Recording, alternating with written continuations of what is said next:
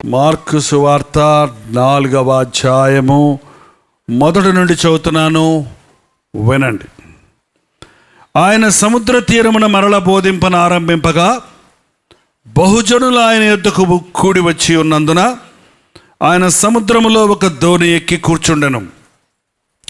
జనులందరూ సముద్రపు తీరమున నేల మీద ఉండిరి. ఆయన ఉపమాన రీతిగా చాలా సంగతులు వారికి బోధించుచు తన బోధలో వారితో ఇట్లనెను, వినుడి. ఇదిగో విత్తువాడు విత్తుటకు బయలు వెళ్ళెను. వాడు విత్తుచుండగా కొన్ని విత్తనములు త్రోవ ప్రక్కన పడెను. పక్షులు వచ్చి వాటిని మింగివేసెను. కొన్ని చాలా మన్ను లేని రాతి నేలను పడెను. అక్కడనున్న మన్ను లోతుగా ఉండనందున అవి వెంటనే మొలచెను గాని సూర్యుడు ఉదయింపగానే అవి మాడి వేరు లేనందున ఎండిపోయెను. కొన్ని ముండ్ల పొదలలో పడెను. ముండ్ల పొదలు ఎదిగి వాటిని అణిచివేసెను గనుక అవి ఫలింపలేదు. కొన్ని మంచి నేలను పడెను. అవి మొలచి పెరిగి పైరై 30 60 100 ఫలించెను.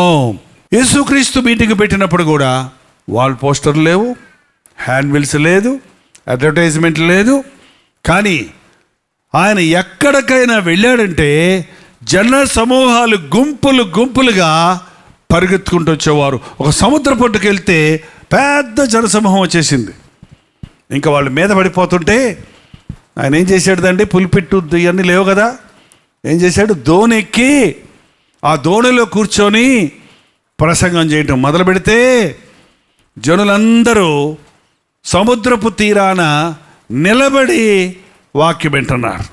ఇప్పుడేమో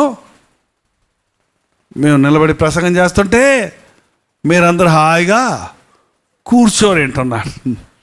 అందుకనే మధ్యలో నిద్రపోకండి, మెలకువ కొట్టండి, వినండి అని చెప్పాలండి. అదే కనుక పాస్టర్ గారు కూర్చొని మీరు నిలబడి ప్రసంగం వినేవాళ్ళు అనుకోండి, పాస్టర్ గారు చెప్పండి, ఏంది అలా ఆలోచిస్తున్నారు, అయ్యో నిద్రపోకండి అని మీరు చెప్తుంటారు అనమాట మాకు.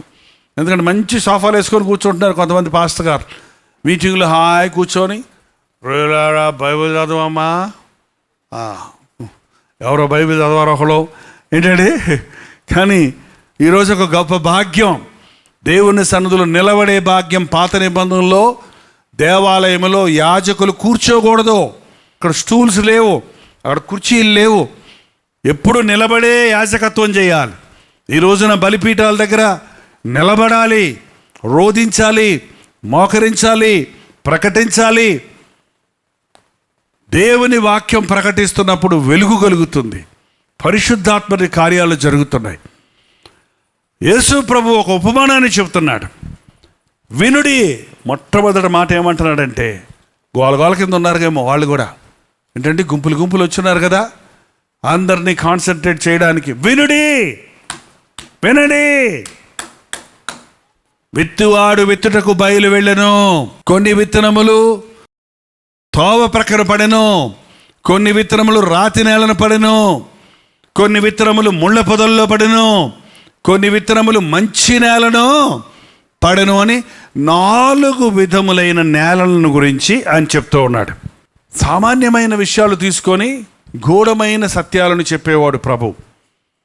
విత్తువాడు విత్తనాలు విత్తుతున్నప్పుడు పంటలో మీరు ఆంధ్ర వెళ్తే విత్తనములు విత్తటం, నారుమడి వేయటం, ఆ నారుమడి తీసి మళ్ళీ పొలమంతా 3 ఎకరాల పొలం, ఎకరం పొలంలో నాటటం, కలుపు తీతలు ఉండటం, తర్వాత అవి పెరగటం, వాటికి నీరు పెట్టడం, అవి కంకెలు వేయటం, అవి గింజ పట్టడం, ఆ తర్వాత కోతకాలంలో వాటిని కొయ్యటం, మళ్ళీ వాటిని దొళ్ళగొట్టడం, ఆ తర్వాత ధాన్యాన్ని పొట్టును వేరు చేయటం, ధాన్యాన్ని ఇంటికి చేర్చటం, పొట్టుని గొప్పగా చేర్చటం, లేక దాని కొరకు ఆహారం, జంతువులకు ఆహారంగా సిద్ధపరచటం అనేది ఒక ప్రాసెస్, ఒక వ్యవసాయదారుడికి తెలుసు.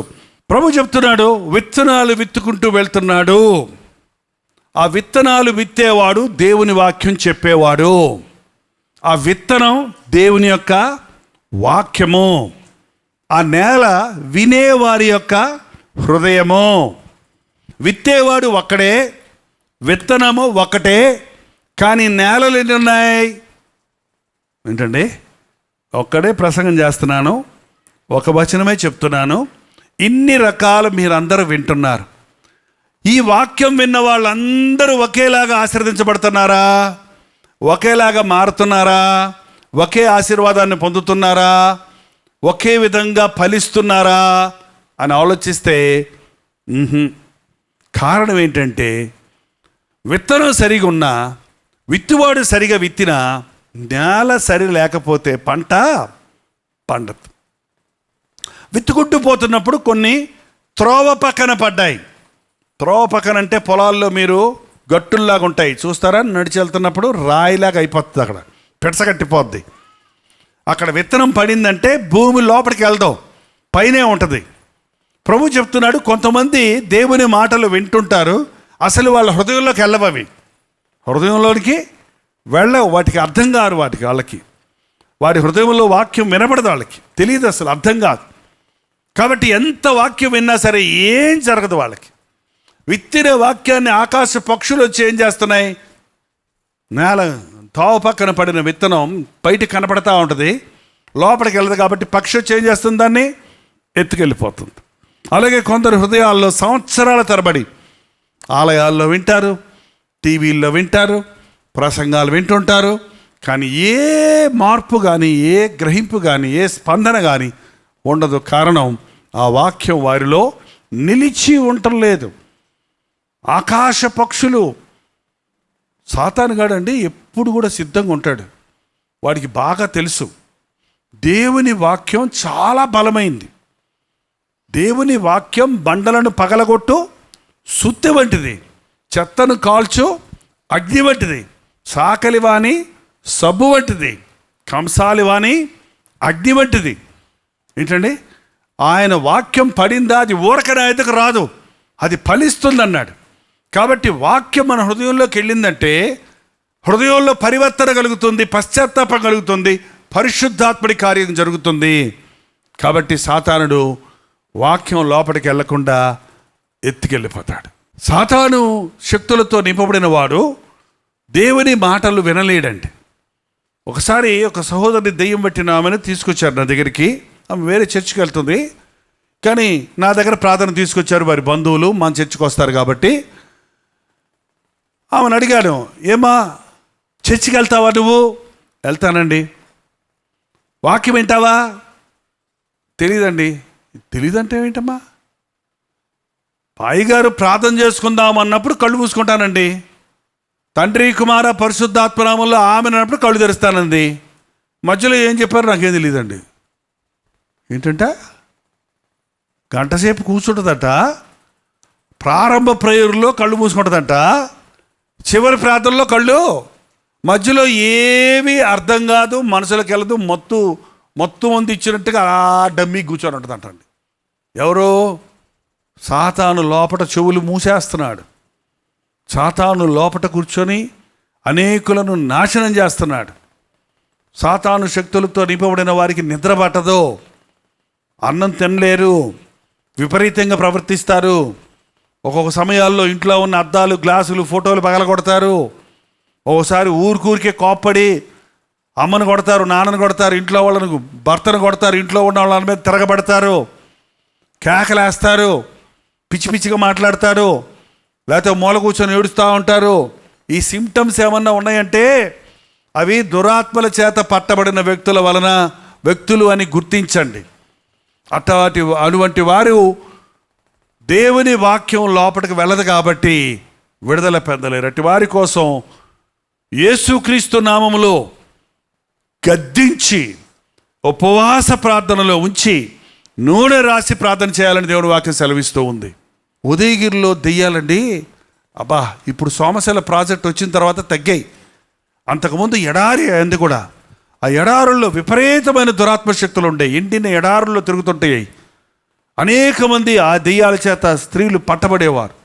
ఉజ్జీవ సభలు పెట్టి మేము జై జై యేసు పాట పాడుతుంటే ఆ వచ్చిన సభలో కూర్చున్న వాళ్ళల్లో కనీసం ఒక 10% కింద పడిపోయి దొర్లుతూ ఉన్నారు, జుట్టు పీక్కుంటూ ఉన్నారు, దెయ్యాలతో పీడించబడుతూ ఉన్నారు. ఒక్కొక్కరి దగ్గరికి వెళ్ళి మీటింగ్లో జరుగుతుండగానే ప్రార్థన చేసినప్పుడు విడిపించబడ్డారు. అలా గుంటూరులో ఒకసారి ఉజ్జీవ సభలో జరుగుతుండగానే పాట పాడుతుండగానే ఎగిరెగిరెగిరెగిరి పడతా ఉన్నారు, కింద పడిపోయి దొర్లుతూ ఉన్నారు, పిచ్చి కేకలు వేస్తూ ఉన్నారు. దెయ్యాలు దురాత్మశక్తులు ఉన్నాయని నమ్ముతున్నారా లేవా? మమ్మల్ని ఎందుకంటే భయపడతారు, అసలే భయంగా ఉన్నాము. భయపెడతానని చెప్పడం లేదండి, ఎదిరించండి, అపవాదిని ఎదిరించండి. అది అప్పుడు మీ వద్ద నుండి. ఎందుకు ఆడవాళ్ళని ఎక్కువ దెయ్యాలు పడతాయి, మగవాళ్ళని పట్టవు? మగవాళ్ళు కూడా పడతాయి కొన్ని, కానీ ఎక్కువ ఆడవాళ్ళని పడతాయి. ఎందుకు? భయపడుట వలన ఉరి వచ్చును. ధైర్యంగా ఉండండి. నాలో ఉన్నవాడు లోకంలో ఉన్నవానికంటే గొప్పవాడు. నాలో యేసయ్య ఉన్నప్పుడు ఏ చీకటి శక్తి నన్ను ముట్టుకోలేదు. నేను ప్రభు సన్నిధి నాతో ఉన్నప్పుడు ఏ సాతాను శక్తులకి నా మీద ప్రభావము లేదు. పాపం ఉంటే సైతాన్ ఉంటాడండి, పాపం లేకపోతే సైతాన్ని చోట్లేదు. పాపం ఉన్న చోట సైతాన్ ఉంటాడు. ఉదయాన్ని వెళ్ళగొడుతుంటే చెన్నైలో నేను పోను అంట. ఎందుకు బావు? పో, యేసుక్రీస్తు నామములో. నా చీర నాకు ఇచ్చేస్తే పోతా అంతే. నా చీర నాకు ఇచ్చేస్తే, ఏం చీర ఏంటమ్మా అని పక్క వాళ్ళని అడిగితే, అదేనండి ఉదయగిరి పోయి వాళ్ళ చచ్చిపోయిన పిన్ని మీద ఎవరిదో చీర తెచ్చుకుందంట, ఆ చీరతో పాటు వచ్చింది. ఏంటండి, ఒక చోట దెయ్యాన్ని ఎల్లగొట్ట ప్రార్థన చేస్తుంటే పంది మాంసం మొక్కలు పెడితే పోతానంటుంది. పంది మాంసం మొక్కలు లేవు, ఏ మాంసం మొక్కలు లేవు. యేసుక్రీస్తు నామములో పో. కొన్ని మొండి దెయ్యాలు ఉంటాయండి. కొంతమంది పాస్టర్ గారులు దెయ్యం వెళ్ళగొట్టరు, దెయ్యాన్ని అలా ఆడిచ్చేసి వదిలిపెట్టేస్తే ఏమవుతుందంటే అది అలాగే. నీలాంటి పాస్టర్లు చాలామంది నన్ను ఎల్లగొట్టారులే, నేను పోలేదులే అంటుంది ఒక దెయ్యం. అయితే ఏంటంటే ఇంకో దెయ్యం అంటుంది, చూడు నా పళ్ళన్నీ ఓడగొట్టారు పాస్టర్ గారు, నువ్వంతే మాత్రం పోతానా అంటే నువ్వు కూడా అట్లాంటి పాస్టర్వే అనుకుంటుంది అన్నమాట. ఏంటంటే ఎక్కువ దెయ్యాలు పెట్టాయని అందరి దగ్గర తీసుకెళ్ళి ప్రార్థన చేయించకండి. ముందు ఆ బిడ్డ తన తప్పులు ఒప్పుకోవడానికి చూడండి. ప్రార్థన చేస్తే దెయ్యం వెళ్ళిపోయేదాకా చేయాలి. కింద పడగొట్టేయటం చూస్తున్నాం, మనం పడిపోవడం చూస్తున్నాం. పడిన తర్వాత దెయ్యం పోయిందని అర్థం కాదు. పడ్డది మళ్ళీ తిరిగి లేచి నాకు మనసు నెమ్మదిగా ఉంది, నాకు తెలుస్తుంది అని చెప్పే వరకు ప్రార్థన చేయాలి. ఈరోజు అనేకులు దేవుని వాక్యం వింటూనే ఉంటారు, క్రైస్తవ కుటుంబాల్లోనే ఉంటారు, ఆలయానికి కూడా వచ్చి వెళ్తుంటారు, కానీ దెయ్యాన్ని కూడానే పెట్టుకుంటున్నారు. కాబట్టి వాళ్ళకి ఎంత వాక్యం విన్నా హృదయంలో పనిచేయదు. తోవ పక్క నుండి వారు ఎవరనగా అపవాది వచ్చి విత్తిన వాక్యాన్ని వెంటనే ఎత్తుకెళ్ళిపోతుంది. రెండవ రకం రాతి నేలన పడిన వారు సంతోషంతో వాక్యం అంగీకరిస్తారు, కానీ వాక్యము నిమిత్తము చిన్న శ్రమైన కష్టమైన వస్తే వెంటనే వాడిపోతారు. చూడండి, రాతి నేల పైన మన్ను ఉంటుంది, అప్పుడప్పుడు మన గోడల మీద కూడా చుక్కుడు పాదులు అవి వస్తుంటాయి చూసారా, చిన్న చిన్న మొక్కలు మొలుస్తాయి. అది ఎప్పుడన్నా పాదయ్యి పంట పండిందా కొన్ని రోజుల తర్వాత ఏమైపోద్ది, ఊడిపోద్ది. ఒక్కొక్కసారి కొంతమంది లోతు రాతి నేల ఉన్నవారంటే లోతు భక్తి లేనివారు, ఆ పైన భక్తి కలిగిన వారు మీటింగ్లో వాక్యం వింటున్నప్పుడు సంతోషంతో అవును హల్లెలూయా స్తోత్రం అని అన్నీ చెబుతారు, దేవుని కోసం బ్రతుకుతానంటారు, ప్రార్థన చేయమంటే కూడా చేస్తారు ఒక రెండు మాటలు. కానీ బయటికి వెళ్ళిన తర్వాత కొంచెం కష్టం వస్తే, కొంచెం శ్రమ వస్తే, కొంచెం లోకాశ వస్తే, రారా పోదాం సినిమా కానీ ఎవడన్నా పిలిస్తే, ఏంటండి ఎవరైనా యేసుప్రభువుని నమ్ముకున్నారంటే ఎగతాళి చేస్తే, ఏం దేవుడు రా, నీ దేవుడు ఎక్కడున్నాడు రా అని అంటే, లేదులే అని వెంటనే విశ్వాసంలో జారిపోతున్నారు. కారణం వారి హృదయంలో లోతు లేదు. రాతి నేలను విత్తబడిన వారు సంతోషంతో వాక్యం అంగీకరిస్తారు, కానీ వేరు లేనందున వారు ఫలించరు. చెట్టు ఫలించాలంటే ముందు కింద వేరు తన్నాలి, కిందికి వేరు తన్ని పైకి ఫలించాలి. మీరు ఎప్పుడన్నా ఈ వెదురు బొంగులు బ్యాంబూస్ తోటలు చూసారా ఎక్కడన్నా? మీరు పొడవుగా పెరుగుతాయి అవి. వాటి విత్తనం వేసాకటండి చాలా సంవత్సరాల వరకు పైకి ఏమీ రావంటవి, పైకే రాదు. 2-3 సంవత్సరాల వరకు వేస్ట్గా వేసామే, ఏమీ రాలేదే అనుకున్నట్టుంటాం. కానీ కొన్ని సంవత్సరాలు తర్వాత అది పైకి ఎంత ఎత్తు ఎదుగుద్దంటే చాలా ఎత్తు, 70, 80, 90, 100 అడుగులు ఎత్తు ఎదుగుతుంది. ఇన్ని రోజులు పైకి రాకపోవడానికి కారణం ఏంటంటే అది కిందకి వేరు తన్నుతుంది, పైకి రావట్లా. ఇంత పొడుగు చెట్టును మొయ్యాలంటే వేరు ఎంత ఉండాలి? 100 అడుగులు చెట్టు పైకి ఉండాలంటే కింద వేరెంత ఉండాలండి? మామూలుగా మన చుక్కుడుపాత వేరులాగా ఉంటుందా? పుష్ని కింద పడిపోద్ది గాలి వస్తే. కాబట్టి కిందకు వేరు తన్నుతుంది అది. చూసారా? దేవుని వాక్యం కిందకి వేరు తన్ని పైకి మనం ఫలించాలన్నది వాక్యంలో. కొంతమంది అప్పటికప్పుడే గొప్ప భక్తులు అయిపోతారు. నేను సేవకు వచ్చేస్తాను, నేను పాస్టర్ పని చేస్తాను, నేను టీవీ ప్రీచర్ని అయిపోతాను, నేను ప్రసంగాలు చేసేస్తాను, నేను కూడా దెయ్యాలనుకుంటేస్తాను. కిందికి వేరు తన్నాలి. కిందికి రాళ్ళు అడ్డం ఉంటే వేరు వెరగదు వెళ్ళదు. రాతి నేలను విత్తబడిన వారెవరనగా హృదయం రాయిలాగుంది. పాపము అసలు రాయి ఎలా అవుతుందండి? చిన్న చిన్న ఇసుక రేణువులన్నీ కలిస్తే ఏమవుతున్నాయి? అవి రాయి అవుతుంది. చిన్న పాపాలు అప్పుడప్పుడు చేసిన పాపాలన్నీ పేరుకుపోయి మన హృదయం ఏమవుతుంది తెలుసా? కఠినమైపోతుంది. కాబట్టి వాక్యం లోపలికి దిగటం లేదు. మార్కు సువార్త 7వ అధ్యాయం 21వ వచనం చూస్తే, లోపల నుండి అనగా మనుషుని హృదయంలో నుండి దురాలోచనలు, జారత్వములు, దొంగతనములు, నరహత్యలు, వ్యభిచారములు, లోభములు, చెడుతనములు, కృత్రిమము, కామ వికారము, మత్సరము, దేవదూషణ, అహంభావము, అవివేకము వచ్చును. ఈ చెడ్డవన్నీ లోపల నుండియే బయలు వెళ్ళి మనుష్యుని అపవిత్రపరుస్తున్నాయి. ఎక్కడి నుంచి వస్తుందంట పాపం? హృదయం లోపల నుండి. హృదయం అన్నిటికంటే ఘోరమైనది, అది మోసకరమైనది, అది ఘోరమైన వ్యాధి కలిగింది. మన హృదయంలో పాపాన్ని దాచుకొని, పాపాన్ని ఒప్పుకోకుండా, పాపాన్ని విడిచిపెట్టకుండా వాక్యం వింటా కూర్చుంటాం వల్ల ప్రయోజనం లేదు. వాక్యం లోపలికి వెళ్ళదు. తాత్కాలికమైన సంతోషమే కానీ వాక్యం నీ జీవితంలో ఫలించదు. అందుకనే ఒక వ్యక్తి మారు మనసు పొందటం అంటే హృదయాన్ని పగలగొట్టుకొని పాపాలన్నిటినీ బయటపడేయాలి. లోపల నుండి అనగా మనుషుల హృదయంలో నుండి దురాలోచనలు. ఏం ఆలోచనలు వస్తున్నాయండి? మీ ఆలోచనలు ఏంటో మీరు ఎప్పుడన్నా అనలైజ్ చేశారా? ఆలోచించి చూసారా? పొద్దున్న లేస్తే ఏం ఆలోచనలు వస్తాయి చెప్పండి? కొందరికి అన్ని నిరుత్సాహపు తలంపులే. ఈరోజు చాలామందికి వచ్చే ఆలోచనలన్నీ కూడా నెగటివ్ థాట్స్, వ్యతిరేకమైన తలంపులు, అనుమానాస్పదమైన తలంపులు, అసూయతో కూడిన తలంపులు, భీతితో కూడిన తలంపులు, భయముతో కూడిన తలంపులు. మీకు తలంపులు వస్తాయా లేదా? అసలే ఎవరో ఒకళ్ళు అన్నారు, మనసులో వచ్చిన ఆలోచనలన్నీ టీవీ స్క్రీన్ లాగా మన తల మీద పెట్టి పైన వచ్చేస్తూ ఉంటేనట లోకం 5 నిమిషాల్లో నాశనం అయిపోతారండి. ఒకనొకడు తన్నుకొని గుద్దుకొని చంపేసుకుంటారు. అన్ని స్కానింగ్లు కనిపెట్టారు కానీ ఆలోచనలు కనిపెట్టగలిగిన యంత్రం ఇంతవరకు రాలేదు. మనుషుల ఆలోచనలు అగమ్య గోచరాలు. మన ఆలోచనలు ఎరిగిన వాడు మన సృష్టికర్త అయిన ప్రభువు మాత్రమే.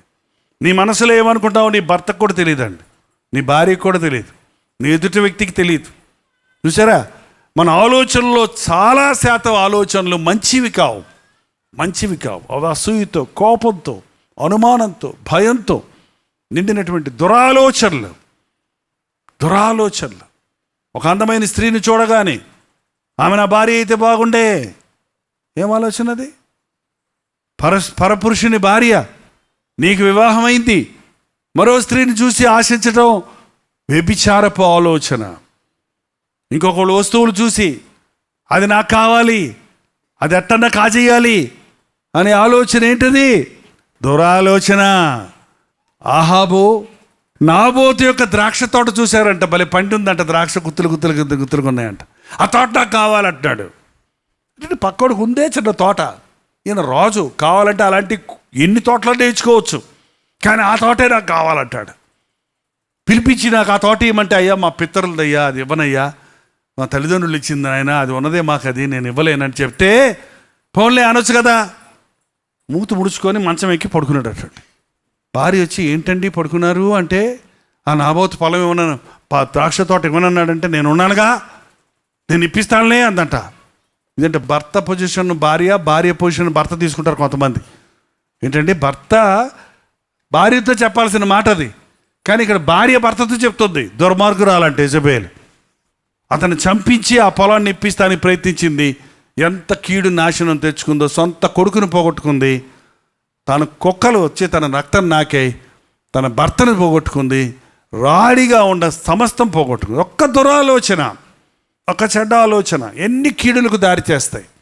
ఒక అసూయ తలంపు, మనుషుల హృదయాల్లో దురాలోచనలు పెట్టుకొని, సొంత ఆలోచనలు పెట్టుకొని, అవిశ్వాసపు తలంపులు పెట్టుకొని, నువ్వు ఎంత మీటింగ్కి వచ్చినా, ఎంత వాక్యం విన్నా, ఆ వాక్యం నీ హృదయంలో క్రియ జరగదు. అందుకే మన హృదయాన్ని దేవుని వాక్యం వినటానికి సిద్ధపరచుకోవాలి.